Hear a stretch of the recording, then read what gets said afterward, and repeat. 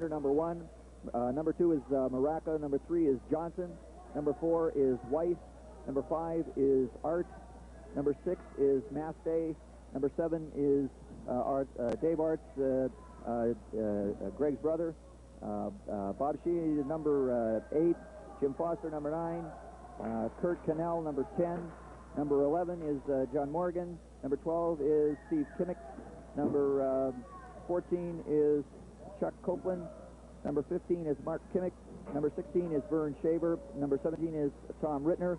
Number 18 is Mike Carpenter. And number 21 is Bob Kiesling. And their coach is Bob Huber, assistant coach Fred Morrow. And the principal of the school down there is Mr. Aiken. And so we're just about ready to start here, and we'll turn it over to Tim and see what he has to say about who he predicts in this one. Well, I'm just looking at some of the Churchill final statistics of the regular season. They have a couple of real point scorers. Jay Foster, a left wing, only a sophomore, scored 36 points while only having 4 minutes in the penalty box. In 25 games, scored 16 goals, had 20 assists. Fred, it's always more important to note the value of a hockey player, goals to assists. And usually, you got a few more assists and goals, you're usually doing your job out there. And a pretty good roundup there of 36 points with 16 goals and 20 assists by Foster. Right, well, it seems that Foster is balanced. He can score the goals, and he can set them up. And of course, with your players, your centers, and your wingers, you always look for the good playmaker. I think maybe we might compare him to Bobby Clark. And Clark, with some 60 assists and 20 goals for the Flyers this year, is an excellent centerman, and I think we can compare him to him. Well, if you want to try comparisons, the next person, S. Kimmick, in 25 games, scored 29 points with 11 goals and 8 assists. So a few more assists and goals. Kind of reminds you of the player of Phil Apps of the Pittsburgh Penguins, who was more intent on setting up his wingers than he is scoring, but when he has the opportunity, will score and shoot and score. Right. Well, I watched this club here last night and through the last 2 days of the tournament, as you have, and we've seen that these players, the Churchill players can really fly, and they've got good shots, and they're accurate, and we should have a pretty good hockey game here. Well, Churchill, we have to look at them and say their big main goal is points. Their offense is free-wheeling. They wheel and deal, and they'll score goals. They may get 6 or 7, but they'll score 10 or 12 on you, and it's going to be up to Baldwin to try to shut them off and frustrate them, and if they can do that, they may be in a position to win. Right. Well, I talked to the Baldwin coach last night, and he and of course watching both clubs, and I would have to say that in my opinion that the Churchill might be weaker in goal than Baldwin. The Baldwin coach feels that they'll have to get 30 to 35 shots on these people, and if they do that, they'll be able to win the game. The Churchill coach, he feels that his the thing he's got to fight against is a little bit of complacency in the fact that these two clubs have met during the year, and Churchill has had the better of play, and so this is something that Churchill will have to guard against. No question about it, Fred. Size-wise, I'd say we're about even. There's some pretty big boys for both teams, and size may play an important factor as far as a hard checking game goes. This game could be close checking and hard checking. It's going to have to be for Baldwin, because they're going to have to stop that potent Churchill attack. Yes, well, as so often happens, we'll probably get a 11 to 12 game here, so long as we said it'll be tight checking. But this is what it should be. Any championship game, of course. Both teams will be staying right with their men, not wanting to make a mistake, not wanting to give the other team a break. And again, I think it's going to come right back to the goaltending. Well, Fred, for sure, one thing, and both teams are quite aware of this, I'm sure, that everything is on the line during this game. This is the final championship game, the last game that either team will play on a regular basis this year. And so they know what's at stake, the Pennsylvania Hockey Championship. That's quite a thing at stake, and they're both going to be really hustling going after this game. Yeah. You know, during your interview with the coaches of the consolation game, Tim, I recalled trying to think of what the comparison as regards costs might be. And do you have any idea of the estimate of cost to suit up one player in high school hockey versus college and pro? Well, I'll give a guess, and then Freddie can give you his. I would say my guess, averagely, to set up a player would be somewhere between $150 and $200 to adequately take care of everything and be very safe at that. But I would agree with that. You might get away cheaper, but then you sacrifice, of course, the safety of the player, and of course that always comes first. So I would say you're a pretty good guesser there, Tim. You know what? Coincidentally, we have a gentleman to the rear of us who just handed me some information, and he's within the game itself, and he tells me it's about $180. Well, how about that? So I guess we guessed pretty close, Freddie. That's a lot of equipment for one player. I bet you that really costs some money.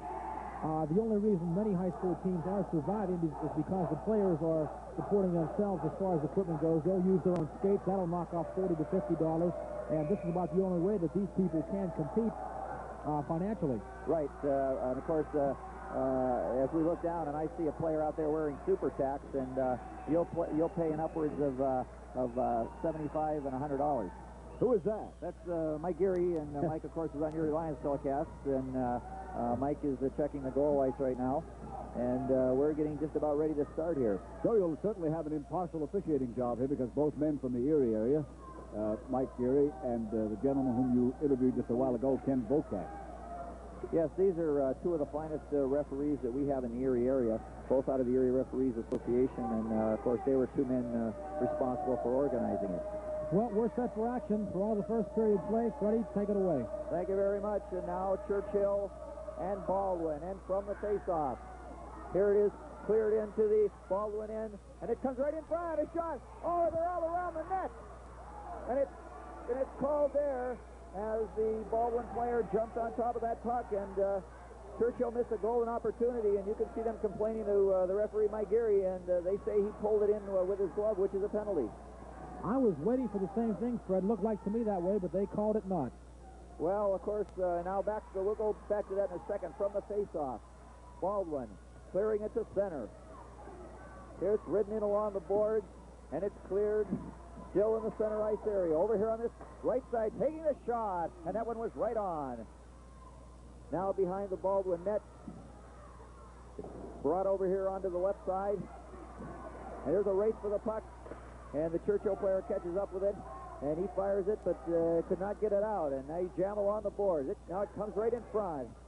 And a pass there for Shaver just failed to click. Now number 5 for Churchill, Art. Art's leading away, and that pass was a little too far, and that's going to be called for icing. And we've played exactly 54 seconds, and this one looks like we might get something going. Well, some hot and heavy action. Both teams getting fast right off the bat. Churchill having the only real opportunity to score, and that was right from the face-off. And they had a golden opportunity, but couldn't cash in on it. Okay. One of those fan groups has a nice, interesting chant going here, don't they? I think they're from Pittsburgh, and they caught that chant from Barclay Flager, the St. Louis Blues. From the face-off. Back to the point, and he does it in a shot. And the goalie had to be quick on that one. Bayoff, the goaltender, had to be quick on that play. Now here's a chance right in front. He's winding up with a shot. He scores! Number 2, Keith Colgan, a right wing, a senior and a captain, and he blistered a shot there. Fred, like you said, Churchill perhaps weakened goal when he took advantage of it. Well, we've got a replay coming up here, and as you'll see, they failed to get the puck out. Here it is, and Colgan shoots high into that top corner. I'd like to doff the hat to Don Hain and his technical people, because that replay is very interesting. Tell you about it later. Okay, back to the live action now. Churchill. Here's Colgan again, and Colgan dumping it into the corner. Now Art. Art goes back for it. He throws it over here on the right side to Cannell. Here's Cannell swinging away, and he's checked by Cox. Cox, a fast skater. Cox swinging around behind his own net. Feeds it to Colgan. Up here. Now here's Baldwin. Shooting it, and that shot was wide, a weak one. Now into the corner. It's cleared up. Here's a chance for Cox. He throws it in front. It was cleared out of harm's way by Scherer. Now here's Churchill down on that left side. Stops, turns the center, play a bit ragged here. Cleared in behind the net. There's a fight for it behind the net. It comes in front. Here's Shaver. Shaver for Churchill, turning, feeding back to the point. A shot, blocked at the defense. Here's Shaver. He has to come out to center ice with the puck, and he throws it over here on the left side to center. Now here's Shaver. Shaver to number 10 for Churchill. And it swings back the other way. Here comes Baldwin, number 4, McHugh. McHugh, and he is stopped at the defense. And it's picked up there by Cannell. Here's Cannell leading away on that left side. And he's checked off the puck by Cox. Here he is coming in front again. And a good play by that Baldwin defense.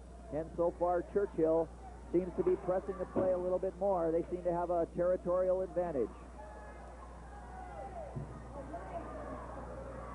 Now it's cleared back into the Baldwin end where it's picked up there by number 25, Bauman.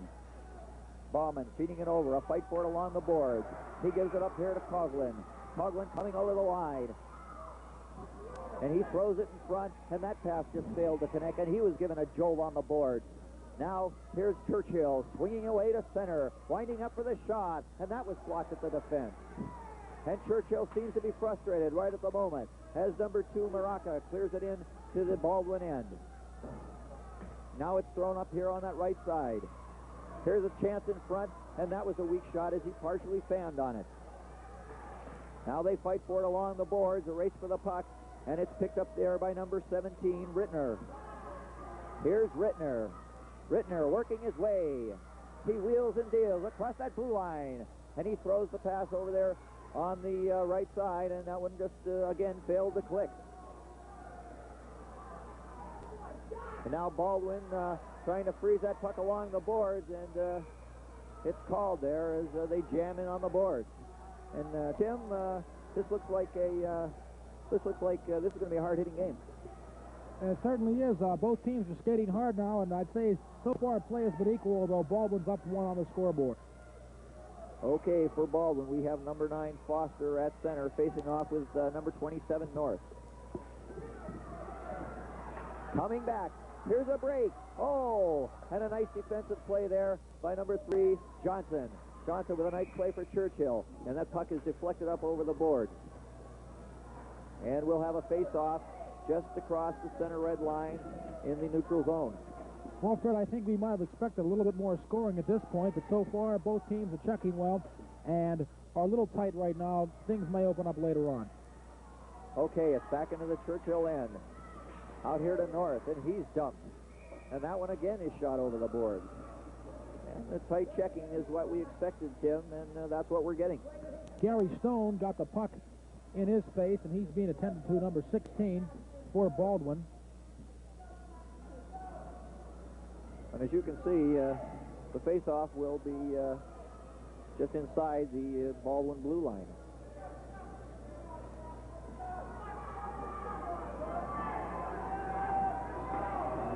From the face-off, back into the Baldwin end, and it's shot to center. Now here's Baldwin clearing it into the corner. Dave Rader races in after it. He's got it. It comes right in front. And that one was knocked out of harm's way by Vern Shaver. And they jam it along the boards, and we'll have a face-off to the right, to the left of the Churchill goal.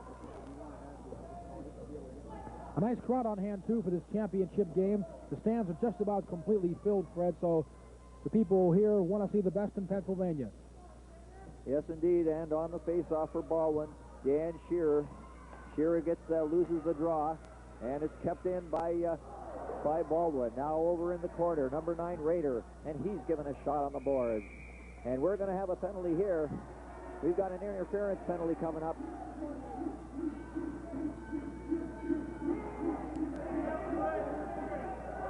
And we've got Arts off for number 17, Rittner will be off for interference. And the first chance to look at the Baldwin power play. Now it's cleared into the corner. Shaver working along the boards. He's ridden off the puck. It's cleared right in front. Here's a shot right in front. And that one, he just was set up beautifully and failed to pull the trigger. Now Churchill coming down on that right wing. And he is dumped. And there's no call on that one as Shaver picks up the puck and clears it over here to number 10 for Churchill, Cannell. Here's Cannell. working his way out, twisting and turning across that blue line, and he's ridden off. And now here comes Baldwin back, joining up for the shot, and that was deflected at the defense. Now Baldwin trying to work that puck around. In the corner, Rader looking for a man to give it to. He throws it in front, and that pass was just a little wide. Now back to the point. Here winding up for the shot, and that one was drilled just wide. And it winds up on the mesh in back of the Churchill goal. Tim, the Baldwin power play seems to be fairly effective. They throw that puck around well.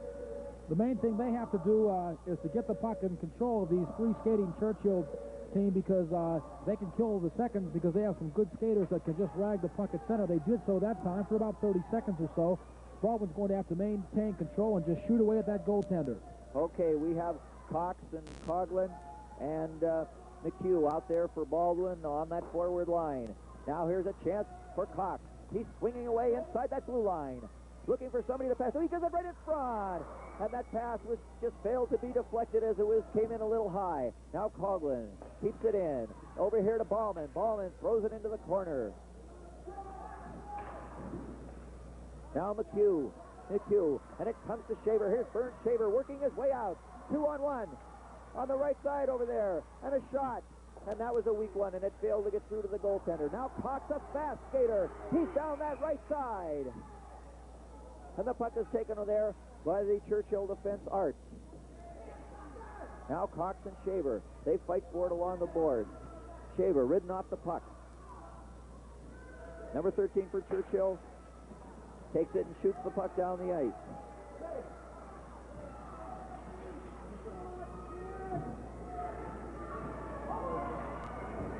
Now here's Baldwin. Baldwin swinging away. Over here to McHugh, and McHugh poked it in. Here's a shot. Oh, right on. And Bailoff had to be quick on that one. Good shot, rather, by Eric Bauman as he blasted away. And a good save, too, there by the Churchill goaltender.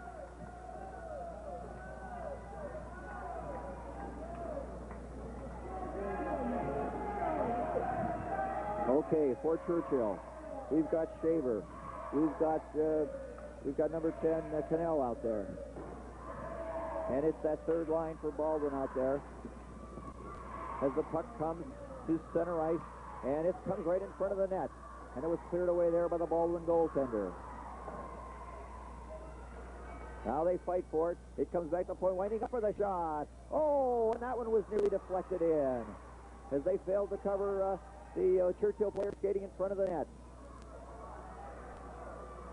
Now Baldwin trying to work his way to center. He does. Given over here on this left side, and it's cleared into the corner. Behind the net, and they come right in front. And Bailoff was equal to the occasion as he reached out and covered up. So we'll have a face-off just to the left of goaltender Mike Bailoff. Randy North on the face-off for Baldwin. And that one rolled right to the goal mouth. Now they fight for it along the board, North. Up here on the right side, and Morgan chases it down, and it's brought back in, called on the offside. And Paul, what are your comments so far on the opening period? I'm quite impressed by the alertness of the Churchill goalie. He has come up with some real vital saves in the last few moments. Well, yes, he has, and of course we said this would be the key, whether or not he could come up with a good game for Churchill. Now on the face-off for Baldwin, number 7. And we don't have a number here for him. And Tim, what do we got number 7 for Baldwin out there? They changed the number on us here, and we're at a loss right now, ladies and gentlemen. It's the puck is right underneath us, and play a bit scrambly as they each team tries to work off. Now here's a break for Baldwin as they shoot it into the corner, the Churchill corner. Shaver, a nice move, and he failed to come up with the puck. Pass on the right side to Cannell. Cannell leading away. And the Baldwin forecheckers, and they are tenacious, and they're not allowing Churchill to get out of their own end. Now a pass for Cannell, and that one. Cannell comes up with it again. Swinging away, and he nearly handed it to the Baldwin player as he came in front of his own net. Now here's Bauman. Bauman leading away, and it's called on the offside. Tim, what impresses you so far with this Baldwin club? So far, I think the main thing they're doing is keeping Churchill off their toes. They're playing good heads-up defense. They know they have to forecheck in order to keep Churchill off balance because Churchill has such an explosive offensive team, and I think so far they've done that very well in these first 8 minutes of the period. Okay, we've got Rittner at center for Churchill. And from the face-off, it was cleared into the Baldwin end. And here's a break. He's going right in on goal. He shoots. Oh, another shot. They score!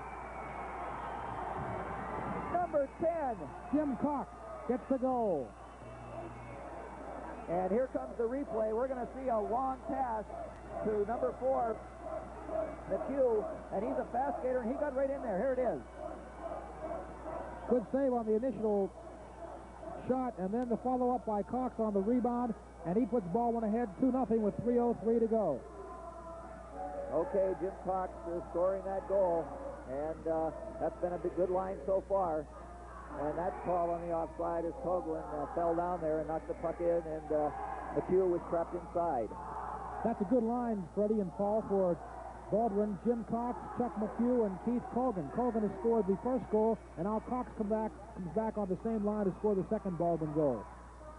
Okay, it's Rittner, Foster, and Copeland out there for Churchill.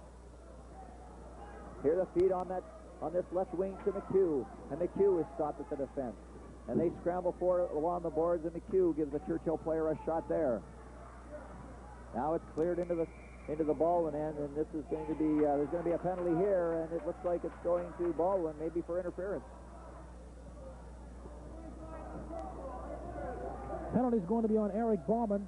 Freddie, did you catch it for what for? I didn't get Yes, for interference, right. So Bauman goes off for the Highlanders, and now they'll get a severe test to see if they can hold off this Churchill power play. That's going to be very important. Okay. We've got for Churchill, we've got Rittner, we've got Cannell, we've got Shaver, and we've got number 13 now on that point for Baldwin, or for Churchill, excuse me. Now it's cleared down into the Baldwin end, and he's bothered there by Rittner. And the puck is just dumped back into center. Churchill goes back for it. Feeds it over here to Shaver. Shaver throwing it up here to Rittner. Rittner, 3 of them across that line, and the puck was poked off his stick there. Now back in front, back into the point to Shaver, and that comes out over the blue line, and he'll have to come back to center. Now leading away, and the Churchill power play doesn't seem to be able to get organized. They throw it in there, and a shot right on, and it's picked up there by number 3, Gary Bash, and he just throws it down the ice. And we've got 1 minute and 40 seconds remaining in the first period. Now Churchill swinging away. Up there to center, calls on the offside pass. Tim? Well, Fred, Churchill looks very unorganized right now. They're having trouble finding themselves. Baldwin's doing a good job of forechecking, and so far have done a good job on killing the penalty. If they can get out of this period with a 2-0 lead, they'll be in good shape. Yes, they will, as Baldwin, the tight checking of Baldwin, has not allowed a good shot on goal yet. Now over here to Shaver. He feeds it back on this left side. Here's a shot right in. Oh, and the goalie seemed to lose sight of it there as that puck took a funny hop in midair. Now Baldwin clearing it, and he hit Cannell with it. Cannell turning in the corner, feeding it over here to Schaefer on the point. Schaefer winding up for the shot. He scores! Schaefer with a beautiful shot from the point. And that makes it 2-1. Tim? Well, can't really fault Brad Allman too much on that one. He thought he had the angle covered, but as you'll see on the instant replay, the puck went off the post and in. Let's see if we can see it. Here's Schaefer. He'll wind up, and it goes off the point, off the post, and in. So Allman thought he had the angle covered, and Churchill's right back in the game via a power play goal. Right, and then even 60 seconds remaining in the first period. Now here's a chance for Baldwin. 2 of them. They're closing right in. And he elected to shoot it, and he shot it 10 feet wide. Now Baldwin, that tight forechecking. Always on the move, always around the Churchill players. And it's thrown down into the Baldwin end. Call, icing. Tim, I'm really impressed so far with this Baldwin checking. We saw it last night. We saw it yesterday afternoon. And they just, they're a little bit like the Russians. They check. Well, that's what they've got to do. I believe their head coach knows. The head coach, Skip Remy, he knows they have to forecheck in order to stop Churchill. Churchill, if they do get on track and get organized, could really be a problem. Okay, a good defensive play there by number 8, Don Rader, as he kept the puck from Cannell and kept him from going right in.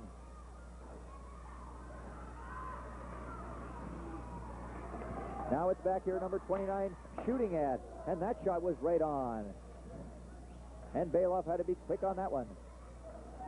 Now Churchill swinging away, 2 of them, over that center red line, over the Baldwin blue line. He's closing right in. And he failed to get the shot away and failed to get it. He had beaten the one defender and failed to get it across. Now it comes in front. They bang away at it there, and it's cleared over here with 2 seconds remaining. 1, and there's the horn, and that's the end of the first period with the score. The Baldwin Club 2 and Churchill 1, and this is what we expected, a good hockey game, end-to-end action. Well, we'll recap the scoring very briefly for you. First of all, Keith Colgan got the first goal for Baldwin. Then Jim Cox followed with another hot-hander goal. And then I'm not sure who got that Churchill goal. Fred, do you recall who that was? Yes, that was Shaver, Vern Shaver. Vern Shaver.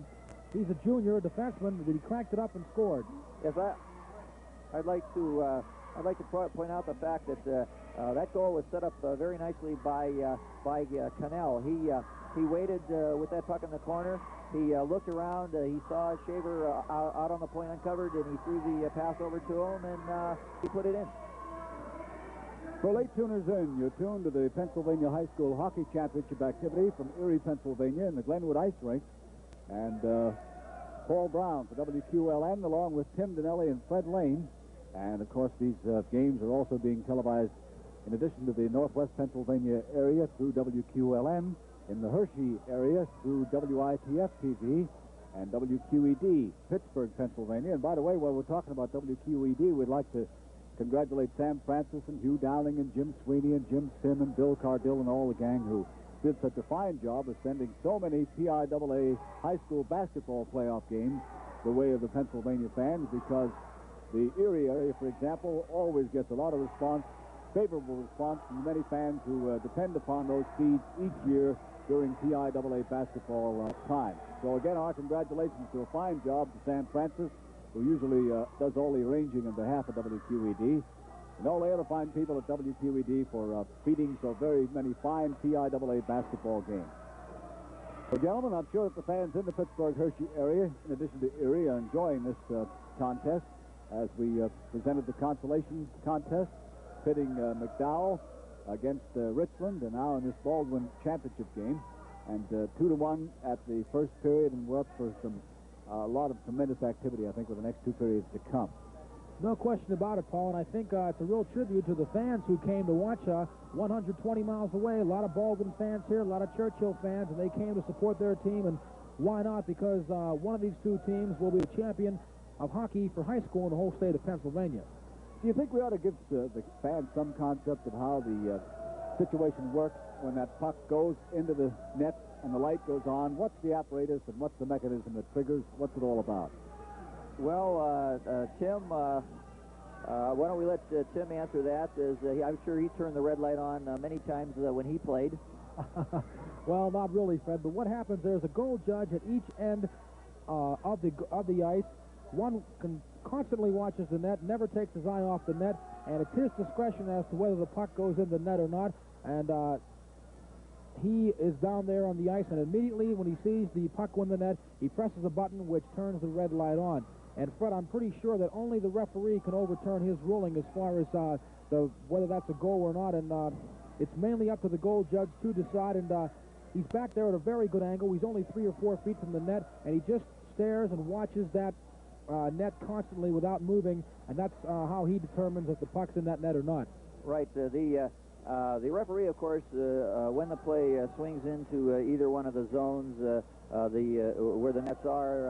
The referee will position himself on that red line, and he'll be watching, of course, the net. He keeps one eye on the play, one eye on the net, and he is the only one who can overrule the goal judge's decision. And of course, if he rules no goal, well, that's it, and they face it off in the zone. I wonder what kind of differential we're talking about as regards the high school scene, college, and pro hockey. Is there much difference down the line? I would say as far as high school and college hockey goes, not a whole lot of difference. Many players are coming right from the high school ranks and are starting as freshmen in the college ranks, and that's very evident with Gannon, Edinburgh State, and those colleges. However, there is quite a bit of difference between the college ranks and professional. Professional is a lot faster, and I'd say a lot more physically as well. Yeah. When you talk to the coaches, and I wasn't paying attention during your entire conversation with the coaches, Tim, but did they get into the area, or did you, about affiliation with the PIAA, potential for the future? Is that in the plan for hockey on the statewide scene, or did they mention? It certainly is, Paul. The only real problem is, as I said before, is teams having trouble financially supporting themselves, but the PIAA is very interested in having hockey become one of its best sports they have on the schedule. Yeah. I wonder what kind of problems they might face with rink availability in the individual geographic areas. Well, one good thing that Freddie will probably vouch for, too, is the fact is that most of the high schools, I know in the Pittsburgh area and even here in the Erie area, get top priority over the rinks, and they get them first, get them at the best hours. More rinks are being built now all over the place. Just depends how many teams are going to try to get hockey, whether the rinks can facilitate them or not.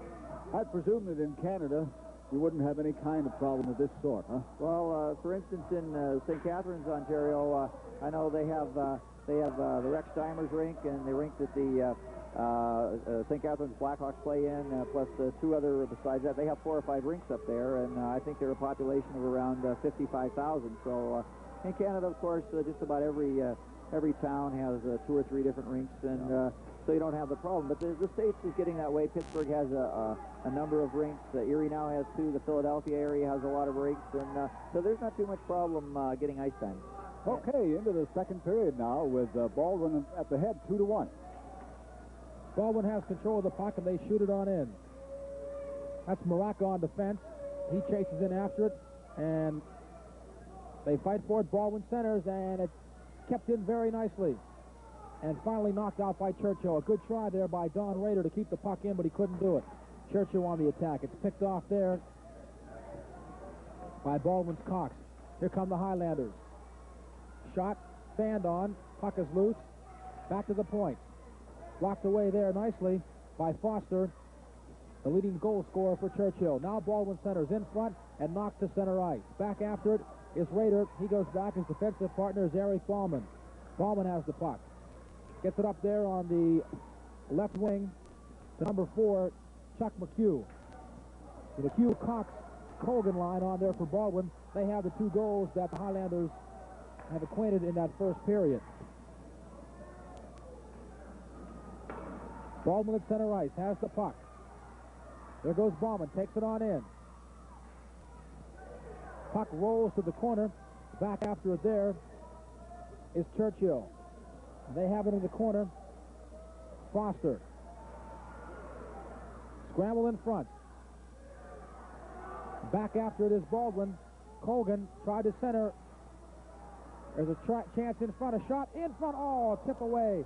Just knocked away and out of the reach of Colgan. Baldwin applying the pressure. Churchill having trouble getting the puck out of their own rink. Now here they come, straight up the center. On the right wing side, Churchill into the Baldwin zone. Top of the key, a slap shot, good save, rebound. Just knocked away in time by Don Rader. Kept in very nicely. Here comes Baldwin now, and they just shoot it back into the Churchill end. Racing after it there is Kimmick, and he's the second leading scorer for Churchill. They battle for it in the corner, and they'll tie it up for a face-off just to the left of the Churchill goaltender, Bailoff. Well, that's Cox, Colgan, McHugh line. They've been outstanding all during this tournament, and we saw them yesterday against Springfield in the afternoon, and they were just super. They scored the winning goal in overtime, and then against McDowell, Colgan scored the winning goal in overtime, and Cox scored it against McDowell last night, the winning goal. Scherer battles for it there for Baldwin, and here comes Churchill.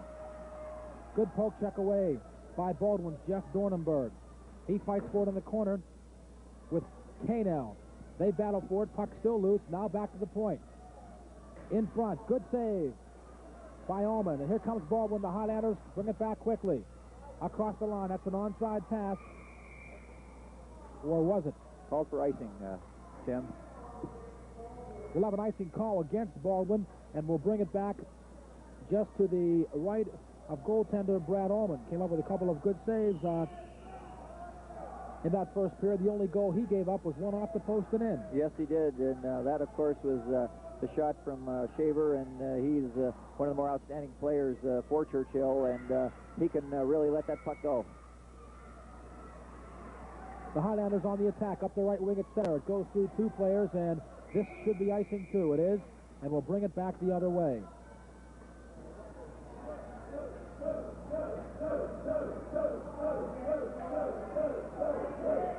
So we'll face it off once again just to the right of goaltender Brad Ullman, a senior, in goal for Baldwin.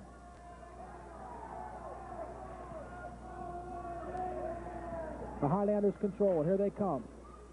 Now it's back into the Baldwin end. Churchill has it. And the Highlanders send it out. One-on-one. Here we go. The shot, wheel and deal in front.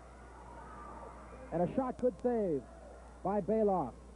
Churchill trying to clear. Baldwin applying the pressure. A shot blocked there by the defense. Another shot partially blocked. And the Churchill player shoots it in, back in. They battle for it in the corner. In front. Good save, Churchill. Still can't clear the puck. They're having lots of problems. Now they should. And they finally get it across the blue line. One-on-one. Good defensive play by Gary Bash. As he takes Canel out of the play. And the Highlanders shoot it on into the Churchill end. One of the Highlanders losing his stick. Dan Sharr. Churchill back on the attack. Fakes the shot. Now takes it. Deflected by one of the Baldwin defensemen, Gary Bash. Back to the point, but too far. And Churchill will have to come back out.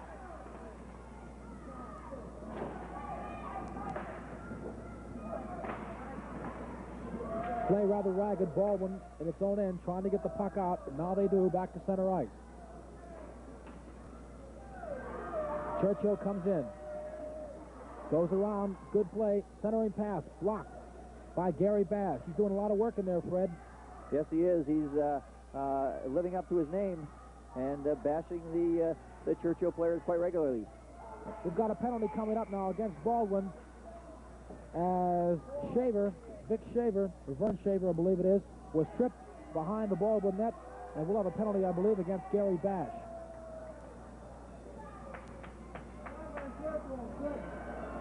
We'll wait and see what the referee says as to who's going to go off for Baldwin. It's going to be Dan Scherer will get the gate for tripping. Number 11, Scherer, gets the gate for Baldwin for tripping. And now, once again, Churchill has the power play. They scored on that power play for their first goal in the first period. Rittner, Foster, and Copeland on, along with Kimmick and Kano. Shot in front, and a good save by Ullman. He'll cover up for a face-off. Well, that puck was deflected there off the Baldwin, the defenseman's skate, and Ullman had to be quick to cover up. Kimmick and Shaver are at the points for Churchill. Baldwin trying to clear. They can't. Slap shot wide of the mark by Rittner. Baldwin still trying to clear. They can't get it across the blue line. Fight for it right underneath our broadcast booth. Churchill still in control in the Baldwin end. They shoot it to the corner. And now it's cleared off by Baldwin's Eric Ballman. So Churchill has to go back and regroup for this power play. 1:25 to go in the power play. 6:55 to go in the second period.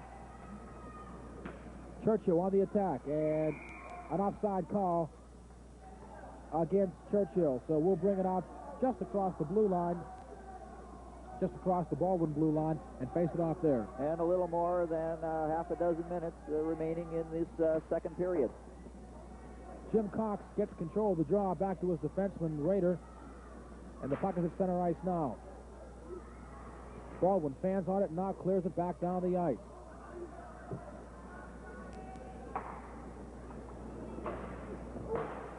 Hard slap shot by Churchill, and now Baldwin controls. They have a 2-on-2, but they throw it away. Churchill at center ice trying to set up the power play. Intercepted there very nicely by Jim Cox. And they send it back down the ice. Behind the net, Churchill. Kimmick has the puck. Takes it in himself. Kimmick has a poke check, but it's still kept in. There's a chance for Churchill. A shot goes wide by... It was Foster who took that wide shot. Shot is blocked, but Churchill keeps it in. Kimmick in front. Loose. It rolls in front. It's still loose. Kept in very nice. Look out. Here comes a break for Baldwin. Here comes a break for Baldwin. He shoots, and good save by Bailoff as he holds the puck in the crease. And Baldwin's going to argue now. Let's see. Well, I don't know. They're calling a penalty shot, I believe, and I think the fans are going to see something here which doesn't happen quite often, and that's a penalty shot. Either that or they may have ruled it a goal. They may have ruled that it went across the line. We'll have to wait. It's either a goal or a penalty shot, Fred. Let's see what they're going to rule. Okay, a penalty shot. You were right, Fred. Let's see who it's going to be for Baldwin. In goal, naturally, is Bailoff. I don't know if we can see the replay on that or not. If we could, I think we could see that the Churchill player, as he slid into the crease, he grabbed the puck and helped pull it underneath him, and you can't do that. That's a penalty shot. This was a player other than the Churchill goalie. Well, we'll explain to our viewers at home exactly what this entices. The Baldwin player gets the puck at center ice, skates right on in on the Churchill goaltender, and tries to score. Once he has shot the puck at the goaltender, he does not have a second chance at it. I believe that's correct, Fred. Right. He gets one opportunity, and it looks going to be Coughlin who's going to be taking this shot, and this is something you don't see too often. This is something. Here he goes. Whistle, and here he comes. Colgan, right on in. He moves in, seeks, and he saves. A brilliant save by Bailoff.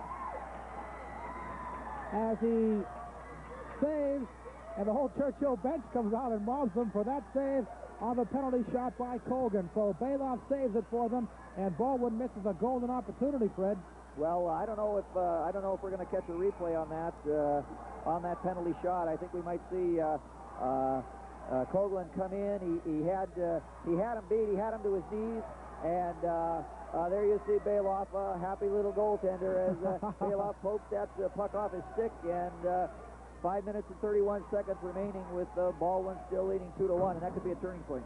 How does the team who gets the penalty shot choose their man? Naturally choose their best shot? I believe it's the person who was pulled down from behind or was the original one that went in and was penalized by the other team. Is that correct, Fred? Well, I could plead ignorance here, and I'm going to make a statement. I'm not sure if it's true or not, but I believe that the coach can pick one of the players on the ice at the time, but usually they take the man who originally was tripped or was pulled down on the play, and that which was Coughlin. Baldwin on the attack now, and Churchill clears it to center ice. Gary Bass put it at center, and Baldwin puts it back into the Churchill end. Behind the net, Arts. And he gets it over to Morgan. He loses it at center ice, and Baldwin tries to come back the other way.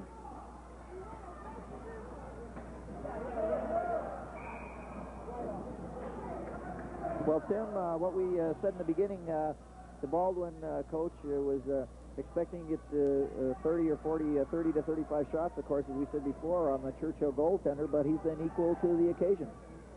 Well, the one-on-one's the toughest shot to stop, and Bailoff come up with a real good save on that one. Face off at center ice, Baldwin controls, and here they come. Degnan loses possession. Back after this defenseman, Gary Bash of Baldwin. Played a good game so far in these first two periods. Here comes Degnan across the blue line. He gets a hard check there by Churchill. D. Arts. Churchill across the line. In front, knocked away. Good play by the Highlanders. Churchill hustling, keeps that puck in the Baldwin zone. A shot just wide. And Baldwin clears it back in their own zone. No icing. And Churchill now tries to set something up. Shaver behind the net. To center. Too far. They'll chase it. Dornenberg gets there and gets it over to Degnan. He fights for it along the boards, and puck is still loose. And Churchill trying to get possession. Right now, play is rather ragged at center ice. Neither team can mount any scoring threat. Rader had the puck poke checked away from him by Gary Bash. They fight for it along the boards, and they send it into the Churchill end, behind the net. Arts gets it on the right wing board to Canel. Good move by Churchill. Look out, here they come. A shot. Good save by Allman. Beautiful pad save, Fred, by Allman. Yes, he did. Shaver let the shot go. It was a good shot, and he just got that big left pad on it, and the defense cleared it out of harm's way. Baldwin puts the heat out of the kitchen. They'll send it back down to the other end, right on goal, so icing is waved off. And back to get it for Churchill is Maraca. Center ice, intercepted by Baldwin. The Highlanders come back. Now it's taken away by Churchill, and they come back along the left wing board to center. Good pass. There's Foster, kept in by Shaver, tries to go in. Baldwin hustling, trying to poke check the puck away. Canel has it, and he loses it. Back to the point, goes across the stick of Maraca, and he goes back to get it. Up the left wing boards to Foster at center ice. Shaver, he winds up a 50-foot slap shot. It's partially blocked there by Baldwin's Dornberger. Churchill has the puck now at center ice. Now the Highlanders have it, and they try to bring it out. Rader in the corner. Puck at center ice, now to Churchill. Here they come, 2-on-2. That's Kimmick. Back for Kimmick, but he can't hold on to it, and Baldwin finally gets possession. He's knocked off the play. Kimmick has it again. In front, look out. A shot, a score. A beautiful score there as Kimmick set him up in front of the net, and he threw it high into the right-hand corner, beating Allman on his glove side. And here's the replay, Tim. Well, Foster gets it, and there he is. He goes right on in and scores. Beautiful, and a nice replay by the QLN technical staff. Excellent. Yeah, on that issue there, we do not have what you call a slow motion unit, which is technically an apparatus involving disc playback. It isn't videotape at all. But we don't have one of those, so we're using videotape, so you have to act real quickly to get that playback. Churchill comes back, a slap shot. Blocked by Rader. We're back to live action now. Baldwin trying to clear it out of their own end.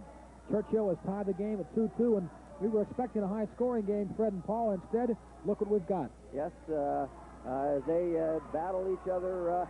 Here's another break. A breakaway, and he fanned on a shot. And a good cover-up by Baldwin's Brad Allman. Flying through there, let's see, I'm trying to see who it was. I believe it was Terry Rittner. It was Rittner, right. Rittner, who came in there and point blank lost control of the puck, Fred, just as he was about to shoot, and but Allman still made a good pad save on it. Right. I don't know so much if it was a good save or the puck rolling off his stick, but it didn't go in, and that's what counts. So Rittner faces off now with Jim Cox of Baldwin. Baldwin trying to clear. Back to the point. Kimmick keeps it in. Now Cox has it. Here he comes. Baldwin races in after it. But back there is Arts. And the puck goes behind the loose puck in front now. Backhander blocked by the defense. And here comes Rittner. Full speed. Across the line. Look out. 2-on-1. Good pass. He shoots. What a save by Allman. Beautiful save by Allman as, let's see who that was set up in there for Churchill. Copeland. And he was wide open for a shot, and a good save by Allman. Baldwin back after it now. They're trying to clear it. They do to center ice. And back after it is Kimmick, and he has the puck in his own zone. 39 seconds to go, second period. Baldwin 2 and Churchill 2. the Pennsylvania State Hockey Championship from the Glenwood Ice Arena. And an icing call now against the Baldwin Highlanders.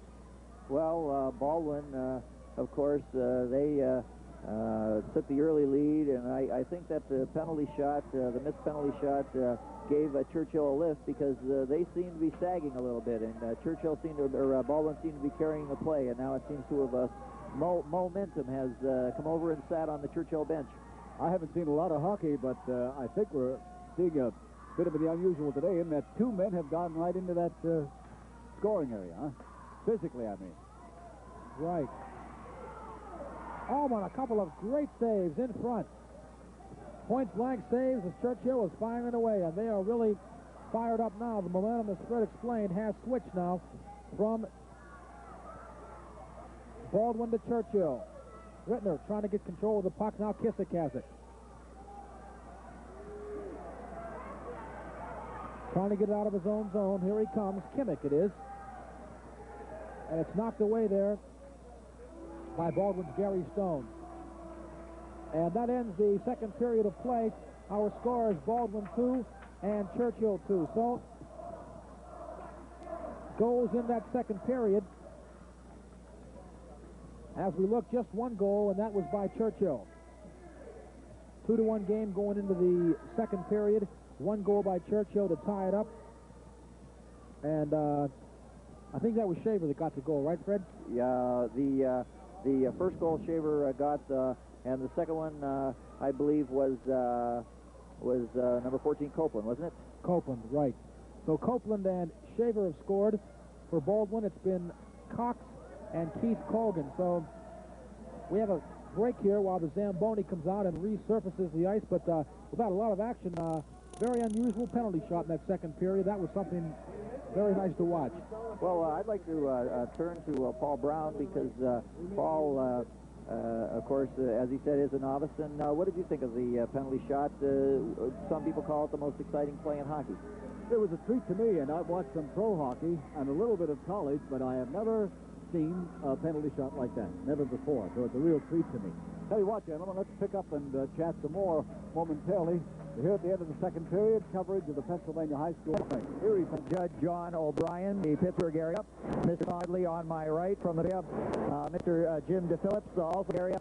And Mr. Franz Federschmidt from Philadelphia. And Franz, I didn't trip over that name. So let's talk to Jim a second. Jim is the tournament director here in Erie, Pennsylvania, and has worked very hard with the Mill Creek McDowell Club. And Jim, could you tell us a little bit about this association? Well, we have a small league that formed this year in the Erie, Town, New York area. We're hoping to expand it again this year and include the Meadville and Greenville areas and selecting high school bases in the developmental stage here. We're very proud of this and proud of how far we've come. Well, thank you, Jim. And Jim, my job. Jim, and then you had a meeting the other night. You've got some things organized a little bit. Maybe you could tell that a little bit. Yes, I can. Actually, HA, in day. This time that all the Hockey League Pennsylvania have gotten together, we did a meeting on Friday night, which, as you were there, for less into the wee hours, but we're very proud of the stride made in hockey in Pennsylvania. We decided to work together on a number of Pennsylvania Interscholastic Athletic Association mission. Second, develop form. Thirdly, the coaches that have received our help, our city hockey, as well as in the high school in Pennsylvania. Fourth, we get the Pennsylvania to produce hockey coaches for us. That's one of our big commitments. Okay, thank you, Jim. Let's go around for just a moment and briefly have these gentlemen who have tell us where they're from and what area they're representing in the state. And Judge, could you tell us? Yes, I'm from Baldwin. I'm here cheering, of course, for Baldwin High School. I'm not sure how my voice is holding at this particular time, but that's in the area. Okay, thank you, Judge. I'm from the Western Pennsylvania High School Hockey League. I'm the league representative, and we're very proud that the finalists are both out of our league today, Fred. Well, you certainly can be proud of that, and I see you're wearing a Benji, and you want to tell the fans what a Benji is. Well, yes, this came from the Richmond organization, and Benji is the creation of Jim Berry, who is a political satirist and cartoonist who is syndicated, and it represents resistance to the bureaucracy, and it represents the school board. They're trying to get to sanction their sport line. Thank you. And Jim Phillips, where are you from, sir? Morgan High School. I'm presently the coach of the Valley High School Conference. Okay, fine. Mr. Finn. Ron Pettit from the Interscholastic Hockey League, Delaware Valley. fine win. Here presented by Springfield and Bishop Newman did a fine job down here. Many of their players were off playing for the Little Flyers of the Philadelphia area. And Judge, I'd like to talk to you a second about the PIAA, the PLL, and about sanctioning and this, and hear what you have to say. Well, the thing that we did accomplish in our meeting the other night is that I've been appointed the chairman of a committee to make a very serious effort on the PIAA at their meeting to attempt to get sanctioning of high school hockey and sport. We think this is due. Maybe it's overdue, but at any rate, we're going to make a very serious effort along that line. How many schools are there, and how many are playing hockey? Well, in the Pittsburgh area, we have 47 schools in the WPIL city area. Fine. Every boy on the team, of course, has to be a bona fide student of the school, and we operate it in the very same manner that you would operate a varsity sport. Okay, we have Mr. Federschmidt, of course, here from Philadelphia. Mr. Schmidt, how many schools are playing in the Philadelphia area? Right now, the inter-county is composed of 28 high schools from the Philadelphia area, both Roman Catholic, public, and private schools. Thank you. Well, ladies and gentlemen, I was at that meeting. These men worked very, very, very hard to allow these boys to play for their school and play in their school, and they are to be congratulated, and we wish you all the best of luck in working in the hockey program. We'll turn it back to Paul Brown and Tim Donnelly. Okay, Patrick, kind words and some of the remarks of the officials of the Pennsylvania Interscholastic Hockey Association. In a period ago, some of those people who are not familiar with what that machine did, it's about the rink, and we did the argument about it. It's a Zamboni machine, Paul, and used throughout ice skating rinks in the world of hockey. And what it's down to put a new water on. It's hot water in there, which makes it really fast. Hot water, really fast. Cold water is going around a circular, should I say, hot goes around that, and then behind a new flow of water tank here, hotter on the new smooth coat, which has been worn down throughout the game by skates, and it dries very quickly within a matter of minutes. And this is for the safety, because during a period of hockey, the ice can get very dull and is not very sharp and can really injure a player. So they bring the Zamboni out usually after every period in a hockey game, and this clears it up and makes it nice and smooth again, and that should last one period. Okay, Tim, before the third and final period gets underway, just a little bit of information about how we're attaining our repeats of each individual scoring play, or whatever repeats we use, the immediate playback unit. We do not have to say the kind of a unit that you would see some of the commercial network units on spaces. So there's Tom Hain and his group, and there's our supplying with that reasonable action is the recording machine. The machine is not throughout the entire period, and they simply stop the machine after the score, recue the point of the score, and replay on it. So that's what it is. It's difficult to do it, but at least it's the second best, and it's better than nothing at all. We'd like to get our hands on a slow-mo unit to give that immediate playback with, well, the instant replay is much easier, much simpler if you have the slow-mo unit. But I think that Don and his group are doing a fine job with BTR. Excellent job. Now with the opening face-off, the puck is cleared down into the Baldwin end, and it's thrown back into the Churchill end. Churchill swinging away to Foster. Foster up over the line. They're closing right in on goal. And that puck just rolled harmlessly to Reese, and it was cleared away by Allman. Allman has done a great job in those Baldwin nets. Now it's over here to McHugh. McHugh goes down. And it's taken there by Foster. Foster clears it in. He has it right to Copeland. Copeland right in. And he throws it back to the point. A shot at drive. Oh! A great save there. As Allman got that left leg in front of that shot along the ice. Now it comes in. And it's taken there by Copeland. Copeland to Cox. Cox a fast skater. He's in on the left side. And written the play. Now ball back to the net for winning it in front, and it's taken there by the Churchill defense. Leading away to Foster. One man back. Foster closing right in. He's all alone. Oh, and it flies out to make the save. Now comes back to the point. Rittner, and Rittner's given a shot. Copeland fails to come out. Rittner working in there. Throwing it in front, blocked at the defense. Now Bauman. Bauman has trouble getting around the Churchill man there, and it's taken and cleared to center ice. And Baldwin shoots it back in. He's on the offside. Starts pretty fast, Tim.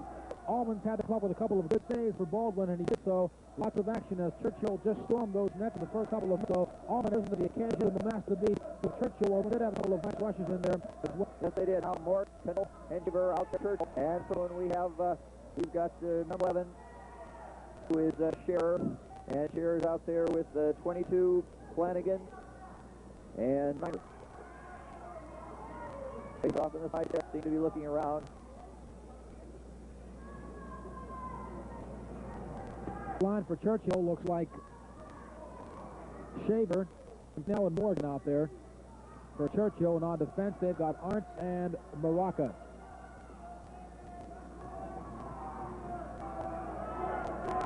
And as we see Tanner there talking to the referee, trying to get something straight. Of course, we have no way of knowing right now what it is. Well, one thing, Fred, 10:32, all that remains in the high school championship. These two teams are all tied at 2-2. Very interesting going on down. I wish I knew what it was. Well, here comes Kenny Bokak over here. Times like this, I wish I could. Right. Well, there's some kind of discussion. They were talking to one of the Highlanders, and that was for 11 for Baldwin's Dan Shar. Let's see what this is all about. It may have been some kind of equipment that he had that they didn't particularly like, maybe. Well, something of that sort. Well, that could be. We saw him checking the stick there, taking a little tape off it, the referee looking at it. And now we're set for the face-off. Morgan, Canel, and Schaefer on the ice for Churchill. Flanagan, Shear-Rader on there for Baldwin. They fight for it along the boards. Here's Cannell. Cannell, he feeds it right in front of shot. Oh! And an enormous save as he stepped right out there and that from going in the net, and that could be a save right there because Cannell was in all alone. That's cleared back into the Churchill end. Maraca goes back for it. Brent, you and Paul and I are going to choose our 3 stars again after this. Okay, fine. I think I'll choose Paul Brown. Well, put me on ice. Now a shot. Oh, quick drive, and that one was wide. Now here's a chance for Shaver. And that pass just rolled off the end of the stick. Now in. Oh, and that one was shot just wide as Allman got his glove on it and just managed to deflect it. Back in the winner. Morgan. Morgan given her by the Baldwin defense. What a win. Maraca for Churchill. Now bringing in his own line. Giving it over here to Schaefer. That's back. And it's drilled into the Churchill end. Now Schaefer. Schaefer leads Morgan. Here's Morgan shooting it. Oh, and that shot was blocked. To the other side.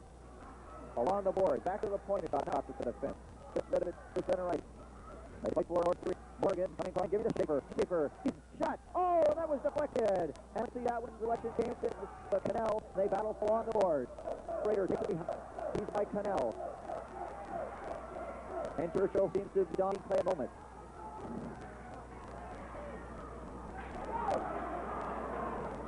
Play a bit scrambly as the checking gets close as they realize that the next goal could be. Now the break for. He's ready. He scores! Number each handle now. The puck just dribbled off the line. We can get it in the relay. We'll shoot. The puck was square. Just dribbled against the line. Watch, he can't go. There's McHugh. You can't see it from this angle, but the puck was just on the line. And it's the mark. I should say 1 minute for the game. Baldwin gets replay. Once that puck hits at your feet, and he didn't sign got a beat. What was it? Was a class line. Now Puck. Puck's working in his own end. Leading away. McHugh, and he stopped there, and back in there. Oh, and that came off a funny angle. Came off a funny angle, and the Churchill player will capture the rebound. Interesting thought that Churchill seems to be putting all the act. Baldwin makes one license score. That's got to be a big lift for them. Yeah, and here's Churchill coming right back. Big putting a shot, and he covered up on one. And he threw it. The Churchill player threw it back to the fence, and there was nobody there in the center. Now on.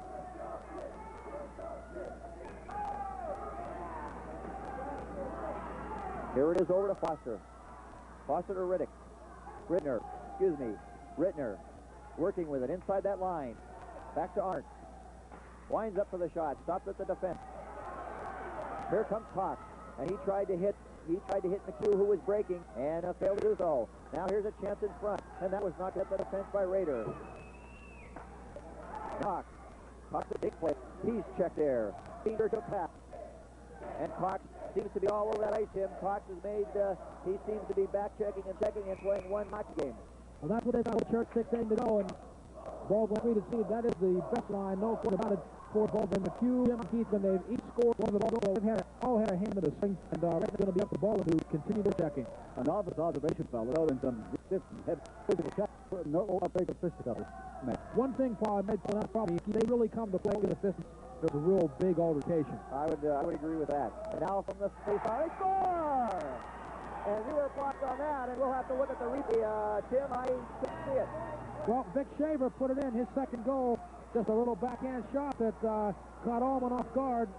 And there it is, right from the face-off, Vern Shaver. And right back in this hockey game. 6 minutes, 16 seconds remaining to go. And Vern Shaver from the face-off. Well, a good play. He turned around, and Allman may have been screened too, Fred. It could have been. He didn't seem to be ready for that shot.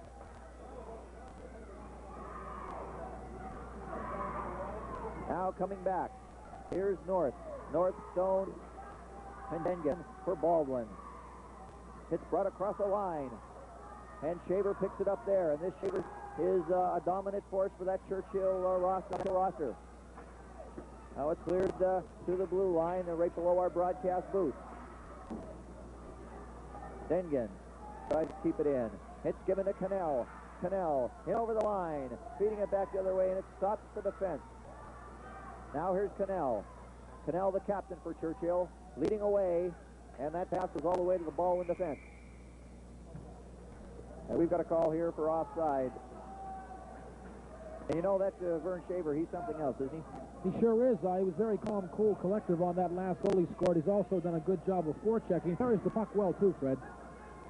Yes, he does. And now we have the line of Ridner and Foster out there with Morgan. With Morgan on that Got Copeland on the wing there. Check Copeland, right, Tim. My mistake there. So face off. Coming inside the Baldwin blue line. We've got 5:17 to go. We're all knotted at 3-3. From the face-off, it's cleared into the Baldwin end. A race for it there, and picks it up. He tries to get it out. Here's Ridner, and he tried to throw it in front. He got it again. Ridner trying to get it in front, and it's taken away. Ballman up the center. Ballman Raider, 2-on-1. Head. We shot with rifle head, and the goalie has lost it. It's cleared to the point, and that hops over Raider's stick. A race for it, and Raider picks it up and just got over his blue line. Now Ballman throws it down to the defense. Here's Foster. Foster, a nice move. Kick around Raider. A shot. Oh! Allman had trouble controlling the rebound. They fight for it. And it's cleared back to the butt end. And number 20 seems to be hurry limping over there to the bench. As they fight for it along the boards. And there'll be a face-off just inside that line, Tim. Both excellent champion the other way, but a good defensive play by Churchill. They had too much hesitation on the part of Baldwin, and that was Don Raider, but the last Churchill came back and almost scored on the opposing road. Pretty even hockey so far. Couldn't ask for much more. No, you couldn't. Now back to the point. Arndt a shot, and he drilled that one high. They fight for it in the corner. Now Baldwin steaming the nerve. And he's given a jolt there. That's going to be a penalty here to Church. As then coming up was jumped on that. Hands it, throws it into the corner. And as soon as the Churchill player touches it, the whistle will... What penalty to be called? I think it's number Arndt. That's the way it's 5 Arndt for drink.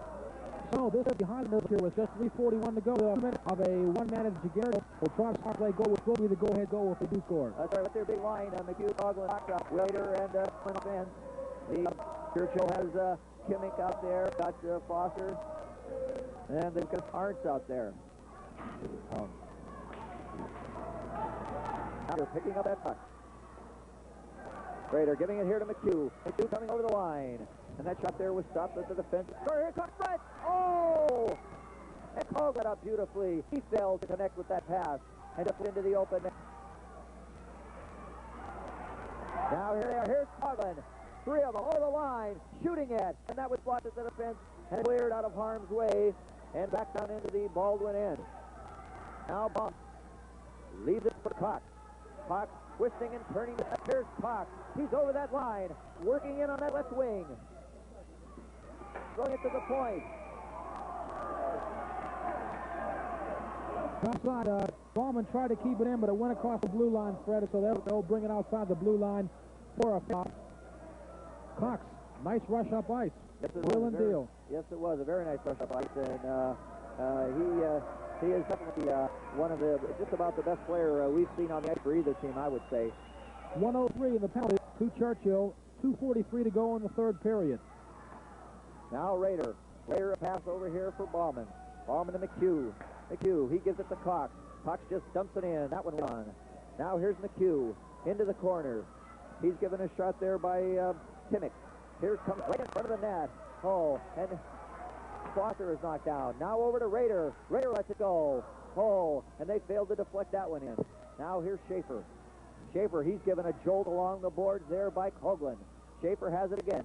Out to the point. Rader stops it. Rader throwing it into Coughlin. Coughlin back to Ballman. On the point, winding up for the drive. And Foster deflected that one. Now here's Rader. Rader getting in there. And it's taken by the defense of Churchill and fired down. Now here's Ballman. Ballman steaming to center ice. Ballman up over the line. And he's given a jolt there by Foster, and it's taken by Rittner. Rittner behind his net. And Rittner gets away from a check from Coughlin. Here's Rittner. Rittner shooting down the right side. Rittner right in. And he rolls it right to Ballman at goal, and he covers up. Tim? Well, lots of action. Churchill successfully killed off the Baldwin penalty. They had a couple of chances but couldn't convert. And with 1:31 to go, we could be going into sudden death overtime. Well, this certainly would be a perfect ending to a perfect game, if I might use an old hackneyed expression. And I think you're allowed to do that once a game, aren't you? Or twice. Or twice, okay. I didn't read the QLN rulebook. Important face-off to the left of goaltender Allman of Baldwin. Okay, from the face-off. From the face-off, here is the cleared back to center ice as Shearer, Flanagan, and Rader on for Baldwin. Churchill has... And there's a player down who was given a jolt along the boards. And, Tim, can you make out who it is? Yes, it's T.J. Flanagan, and he was injured one time before, and he's down on the ice next to the boards.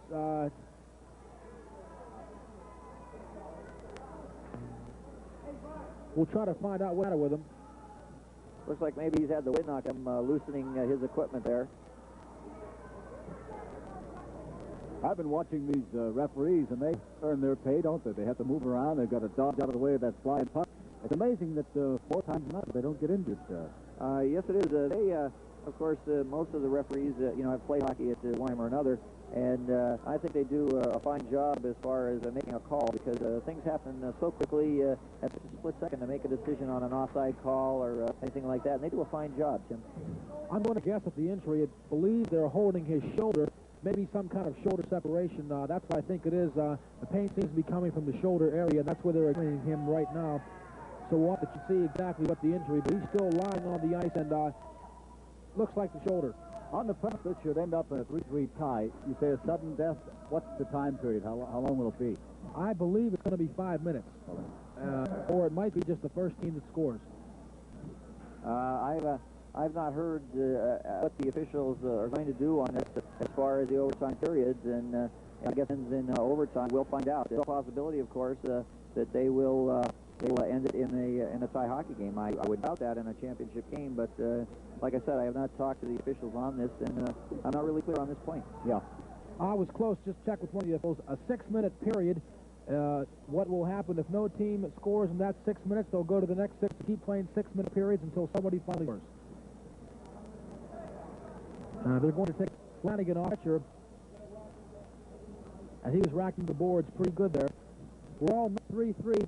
The high school championship game hockey in Pennsylvania with 1:17 to go in regulation time.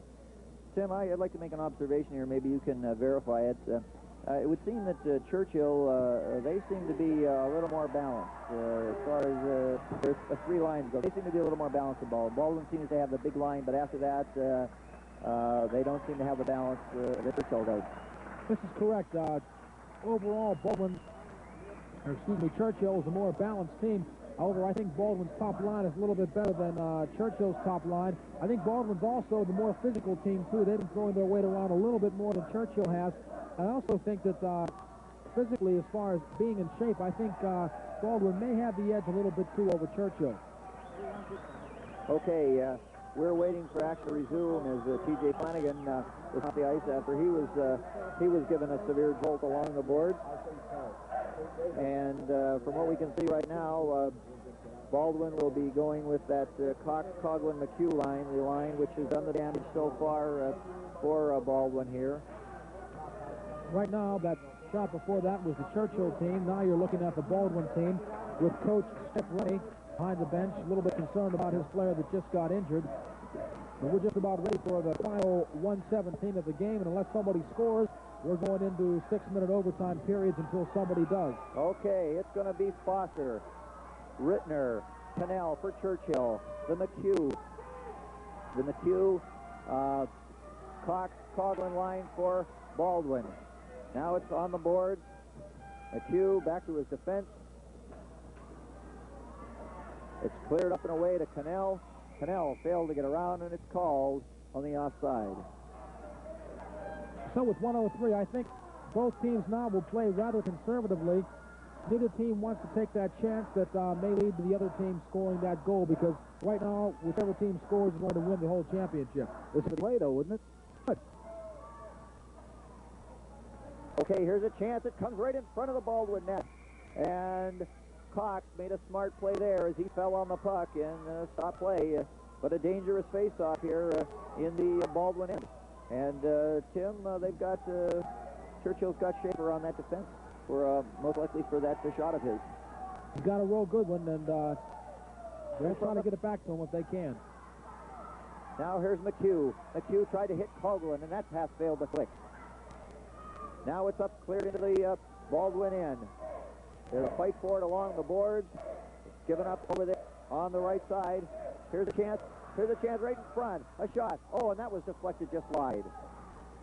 They battle for it. Back to the point. Schaefer keeps it in there. Cleared it behind the net.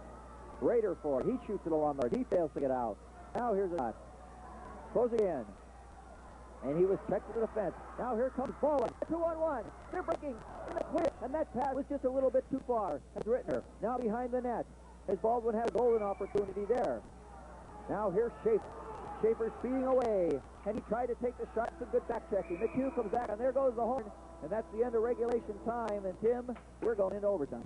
How about that? Baldwin had one last chance as they went flying in there on a 2-on-1 break. And McHugh was the man who had the shot, but couldn't quite get it. He was being roughed up there by one of the Churchill players who did a pretty effective play in keeping him from getting the rebound. And we're going into overtime right now. The first scores the goal. We'll win it first.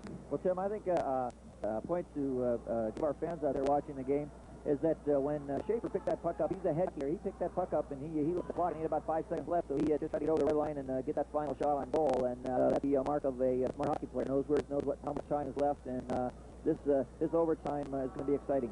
Well, we'll also point that had been a regular season game, be no overtime. Each team would get a point for the tie the way they run in the National Hockey League College League. Hoops for a win, done for a loss.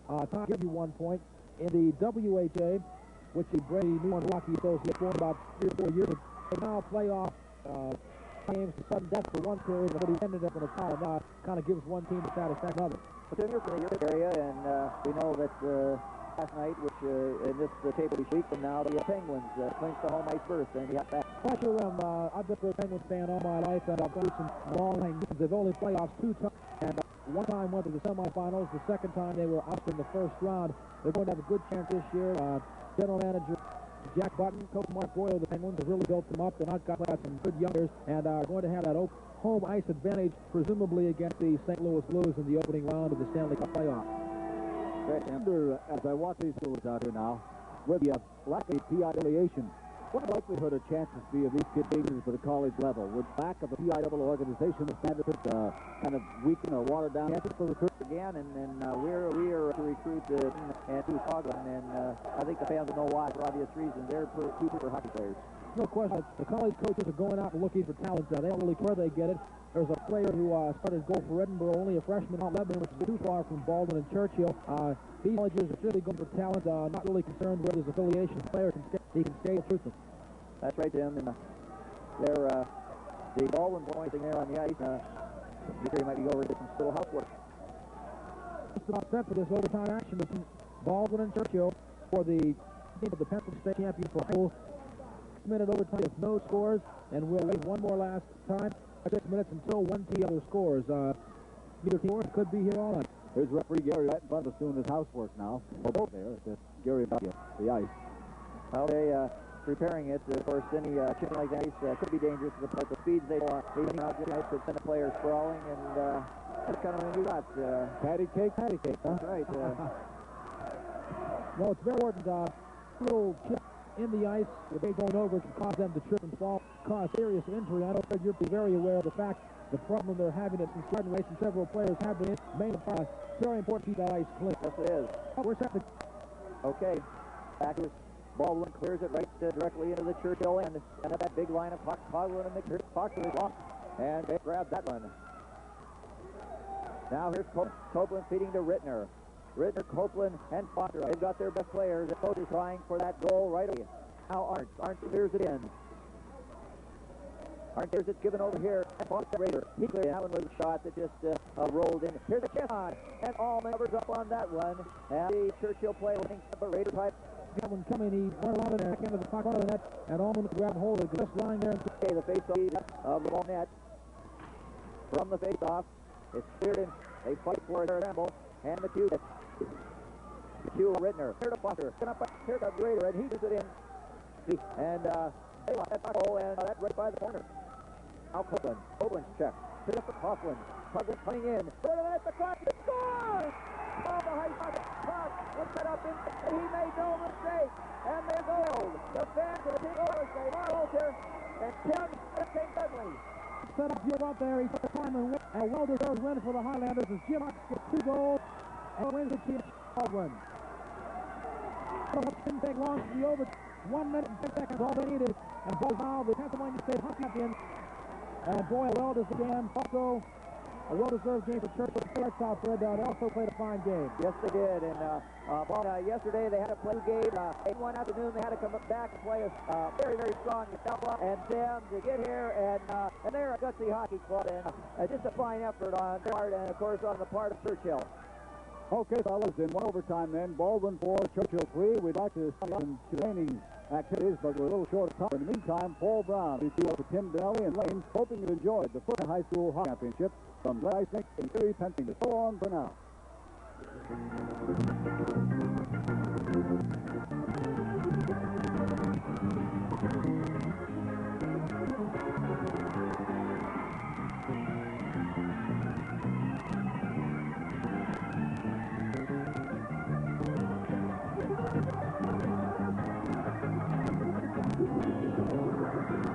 The Pennsylvania High School Hockey Championship was made possible through a grant from the First National Bank of Pennsylvania.